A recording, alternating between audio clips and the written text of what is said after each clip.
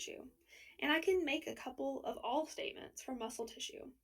All muscle is highly vascularized. All muscle contains actin and myosin, which are a group of proteins called myofilaments, and they work together to bring about contraction.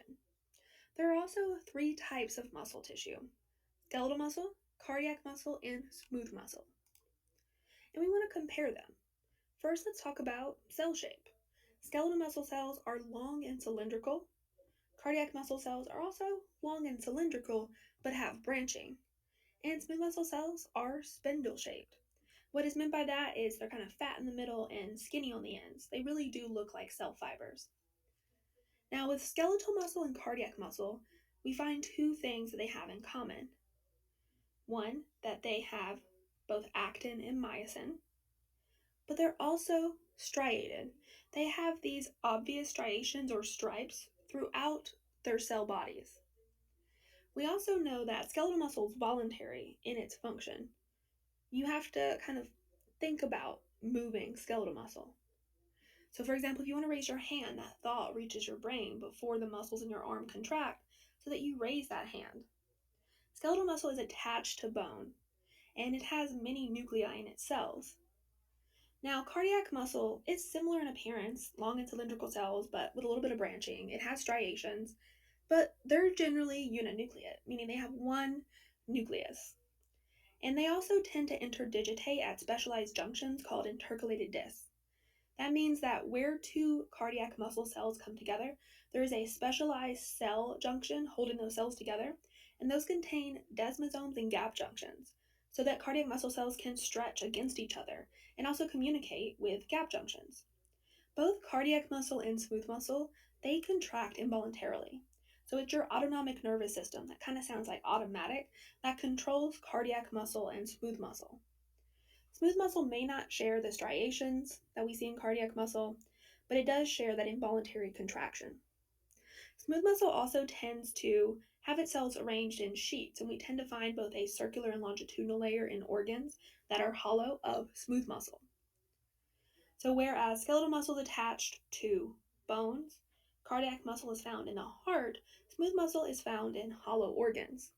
So, you can see by looking at muscle tissue kind of in this quick overview that there's some similarities and differences. Let's see if we can just kind of tell the different muscle parts or muscle types apart. We have skeletal, cardiac, and smooth. The reason the upper left is skeletal is I can see long cylindrical cells. I see a ton of nuclei, so most likely multinucleate, and I see striations. All of those give me skeletal muscle. Of course, I can't see where it's located. Then cardiac muscle down here at the bottom left. I know it's labeled, but if you didn't know, at least you have this label here that says intercalated disc, and it's pointing to these really dark lines. Those are junctions between cells. Again, they contain desmosomes and gap junctions to allow stretch between the cells, so when our heart beats, it doesn't tear apart, and the gap junctions allow for electrical connection to speedily go through the entire heart, because you want the heart to beat as a unit. And we can see, at least for this cell that's very obviously outlined, there's one nucleus, so it's uninucleate. So those are all things I could have looked at to identify skeletal versus cardiac muscle. And now here is teased smooth muscle, which if you have this type of muscle presented to you in a lab course, easily recognizable because you have muscle fibers. It's probably going to be the only fiber type that looks like this. Don't confuse it with areolar connective tissue, but this teased, kind of pulled apart version of smooth muscle lets us see the cell structure, where it's really thin on the ends and just a little bit thicker in the middle, where you have this dark staining purple spot. That's the nucleus. So that's what you would see from smooth muscle. Now, when you put smooth muscle cells together in sheets, they do look like just a sea of pink. And they don't have striations. So it is easy to accidentally think you're looking at dense regular connective tissue. So spend some time comparing in your lab class dense regular and non-teased smooth muscle. All right, our next topic is going to be membranes that cover and line. So now that we've looked at all the tissue types and different examples, we want to go back to epithelial and connective tissue, because they are usually found together. So when we're talking about a membrane, we're talking about multicellular sheets with at least two different types of tissue. And generally it's epithelium bound to an underlying layer of connective tissue. We've looked at the surface of your skin, at your epidermis attached to the dermis. You may not have called it the dermis, but under that surface layer of stratified squamous epithelium is connective tissue. And so that dermis, that connective tissue under the surface of your skin, both of those things together makes up the cutaneous membrane, a dry membrane. There's also the mucous or mucosal membranes. These are wet or moist membranes that line all body cavities, specifically those open body cavities like digestive and respiratory. In closed body cavities, we find serous membranes or mesothelium, simple squamous epithelium, making up those serous membranes. And that tends to be resting on areolar connective tissue, just like that of mucous membranes, but is found in slightly different places. Now we're going to be looking at these in more detail. You've already covered serous membranes in earlier chapters, or you should have, and those include things like pleurae, pericardium, and peritoneum, specific names for the serous membranes that cover the lungs, heart, and abdominal pelvic viscera, respectively. Keep in mind that serous membranes, we're not adding too much here, then you should have already learned about. They secrete serous fluid between two layers, a parietal layer closer to the body cavity, and a visceral layer closest to the organ. So we're mainly going to be looking at cutaneous and mucous membranes. So the cutaneous membrane is made up of your epidermis, specifically the keratinized type of stratified squamous epithelium, connected to an underlying dense irregular connective tissue called the dermis. There should be a whole chapter in your course that is about the skin, about your integumentary system. And then you have your mucus or mucosae membranes, and these line open body cavities, your digestive and respiratory tract specifically. All are moist membranes, so they're covered in a layer of kind of a watery solution. And mucosa refers to location, not cell composition. So it's referring to epithelia supported by connective tissue that lines open body cavities.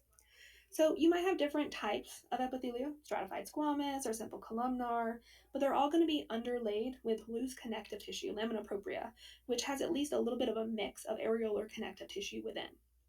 Some even have a deeper third smooth muscle layer, but not all. And a lot of these tissues are going to be modified for absorption or secretion, especially if you were to compare the mucosae that's in your small intestine, which is very much built for absorption. Now, absorption and secretion, that's not a requirement for something to be a mucous membrane, but is very common. So here's your cutaneous membrane. The skin covers your body surface, and of course we can't see the underlying supportive dermis, but that would be connective tissue. And then we have mucous membranes, so they are going to line internal open body cavities. So they'd be inside of your mouth, your esophagus, your trachea, your lungs, your stomach, your small intestine. So a lot of respiratory and digestive structures. And again, they're supported by connective tissue just outside that inside lining. And then, of course, your serous membrane with its double layer and serous fluid, and it's functioning to reduce friction among structures that easily slide across or move across each other. And they're named according to their site of specific organ association. So the lungs are covered by the pleura, the heart's covered by the pericardium, and the abdominal pelvic cavity or viscera is covered by the peritoneum. So make sure you review serous membranes, go back to your earlier chapters, and look at them because they're found in closed ventral body cavities. And they're going to be made up of simple squamous epithelium called mesothelium, resting on areolar loose connective tissue to help really kind of hold everything in place. So here is another view of where you find serous membranes. Again, parietal layers are going to be closer to body cavities, and visceral layers are going to be closer to the body organ.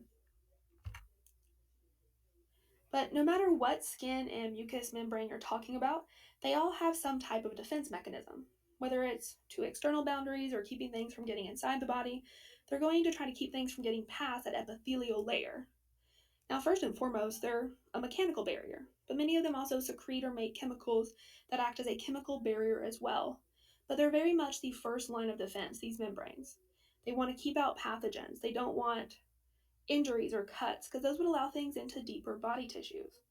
So if that first line of defense, that mechanical and chemical barrier that membranes give us, is penetrated, then that actually jumpstarts an inflammatory and immune response. Now, the inflammatory response is first. It's nonspecific, it can gear up very quick, and it's a mechanism that develops quickly wherever tissues are injured. And that's because it is nonspecific. It doesn't take a while to kind of create things like antibodies or activated lymphocytes. But the immune response can do that because the adaptive system of the immune response is extremely specific. But because of that specificity, it takes longer to swing into action. So now that we've talked about membranes, we can talk about how tissue in these membranes is often repaired, especially when it comes to fighting off infection and then fixing the tissue afterwards.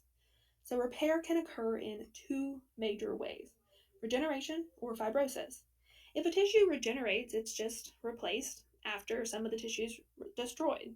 So the original function to that tissue would be restored. Now, epithelial tissue is a great example of tissue that can regenerate really well.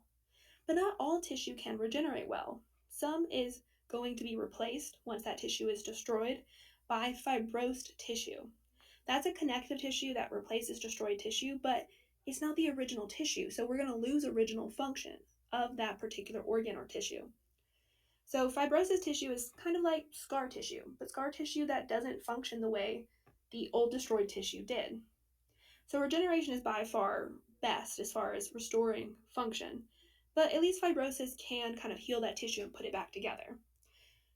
Now, which of these occurs really depends on the tissue type. Like I said, epithelium, great at regeneration. Cardiac muscle, not so much. But regardless, there are 3 steps that are common in tissue repair. First is step 1, which is where inflammation sets the stage. We get a big release of inflammatory chemicals after injury. This is basically an inflammation cascade. We get histamine release and dilation of blood vessels and leaky blood vessels, and fluid and white blood cells can move into tissue. We'll also see clotting start to occur, so we'll see a positive feedback cycle when it comes to platelets and their chemical release and clotting. And this all is initiated by a release of inflammatory chemicals that basically sound the alarm, letting us know, hey, there's been an injury. So severed blood vessels, they bleed, inflammatory chemicals are released, local conditions become more permeable, allowing things to move in and out of blood into tissues, and clotting occurs. And you might start to see if it's something at the surface, a scab form as well. So inflammation sets the stage, similar to inflammation chemicals sound the alarm. Because we have to have everything arrive first before we can organize and restore.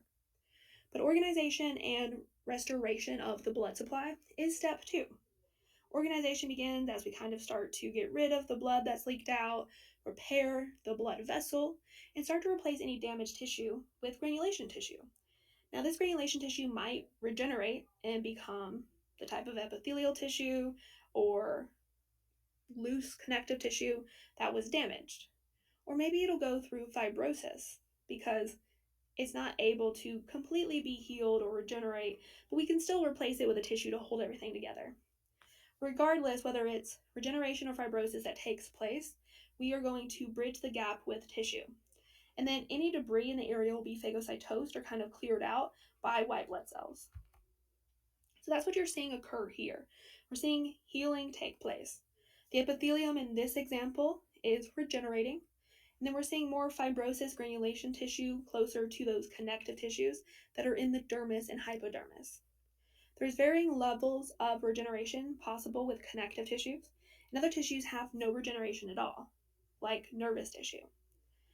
Now, organization restores the blood supply is step 2. We want to replace the clot with freely flowing blood. We want to repair blood vessels, but you can't forget other cellular components that are also working, like the fibroblast. And then step 3 is regeneration or fibrosis. That's going to affect permanent repair. So during organization, surface epithelium generally begins to regenerate, a scab will detach, and other tissue may start to fibrose, especially more fibrous tissue such as cartilages and cardiac muscle. Those tend to fibrose a little bit more than epithelial tissue. Granulation tissue can become scar tissue, usually as the result of fibrosis. Now, it is possible for that epithelium to thicken and begin to resemble the fibrosed scar tissue that's adjacent, but it itself will have fully regenerated and maintain its function. The fibrosed tissue will not maintain its function. But that should at least result in a case like is shown in the example, a fully regenerated epithelium with scar tissue that underlies. And you may or may not see that scar tissue. But a fully regenerated tissue maintains its function. A fibrosed area loses at least some of its function or all of its function. So here are the tissues that regenerate well. Epithelium, mucosae, which is made up of mainly epithelium, but also some connective tissue, bone, areolar connective tissue, dense or regular, and blood-forming tissue. So a skin injury is going to heal relatively well. You might have some thickening, but most of those tissues will regenerate. Now, moderate regeneration, you're going to see that with smooth muscle or dense regular connective tissue.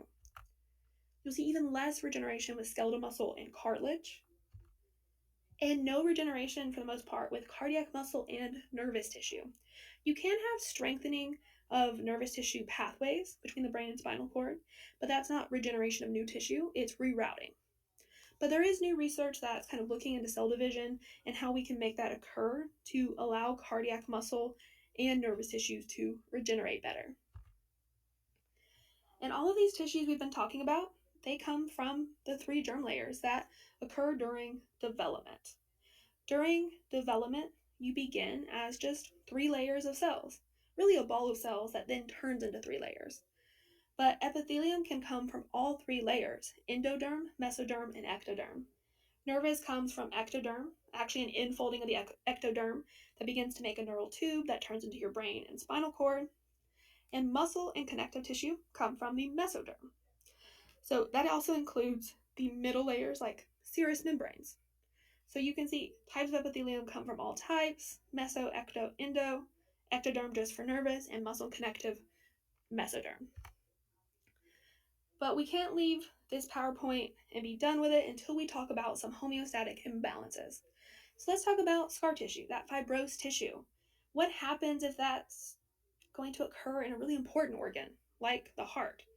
Well, when a myocardial infarction or heart attack occurs, and you have an infarct or death of tissue in an organ like the heart made up of cardiac muscle that doesn't regenerate well, you're still going to have healing. But that tissue that replaces the dead cardiac muscle cells will not have the same function as the original cardiac muscle cells. So that could cause the organ to lose volume capacity. It might not be able to hold as much. It might not contract as well. It may use less force. It could block substances from moving through the organ. It could interfere with the ability of those muscles because those new cells that repaired the cardiac muscle cells can't contract. So that could also impair nerve transmissions. You also might see in other types of tissue that adhere to organs increase because of scar formation. That adhesion, it can become problematic because that scarring can potentially cause progressive failure of organs like the heart because of those increased adhesions happening because of scar tissue formation. Because if you have organs adhering to neighboring structures, that might prevent their normal functions, like ability to expand or contract in the case of the heart. So those are just some homeostatic imbalances that could occur when you're talking about the generation of fibrosed tissue in that healing process. So just keep those things in mind, but also don't forget to go back and review the videos and look at muscle tissue, connective tissue, epithelial tissue, and nervous tissue. Those are very important along with things like membranes and healing processes and homeostatic imbalances. So that's it for this PowerPoint, but make sure to review all the parts.